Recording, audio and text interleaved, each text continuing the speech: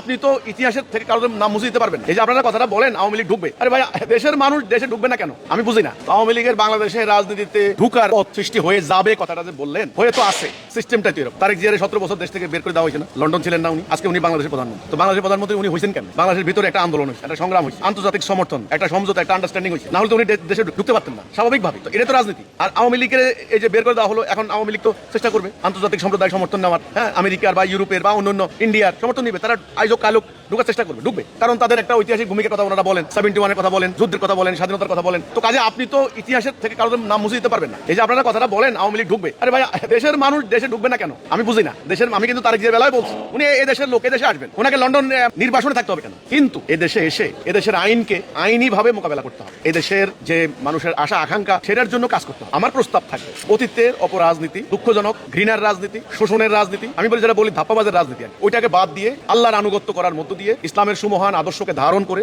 এই জনগোষ্ঠীর মধ্যে আল্লাহর দেওয়া বিধানটা কায়েম করেন। দেশের থেকে কেউ যাওয়ার দরকার নেই। আপনাদেরকে ওই অন্য শক্তি ঢুকাই দিব দেশের ভিতরে, তারপর আপনারা রাজনীতি করবেন, আপনাদের নৈতিকতা হারিয়ে যাবে। বরং জনগণের ভালোবাসা অর্জন করা উচিত। যারাই পলিটিক্স করবেন জনগণের সমর্থন নিয়ে, ভুল ভ্রান্তি হলে সরি বলতে অসুবিধা কোথায়? জনগণই আপনাদেরকে মানে টেনে আনবে, আপনি যেখানে থাকেন জনগণই আপনাকে নিয়ে আসবে। এটা হলো আমার কথা, যে এটা ঢুকবেই, এটা স্বাভাবিকভাবে।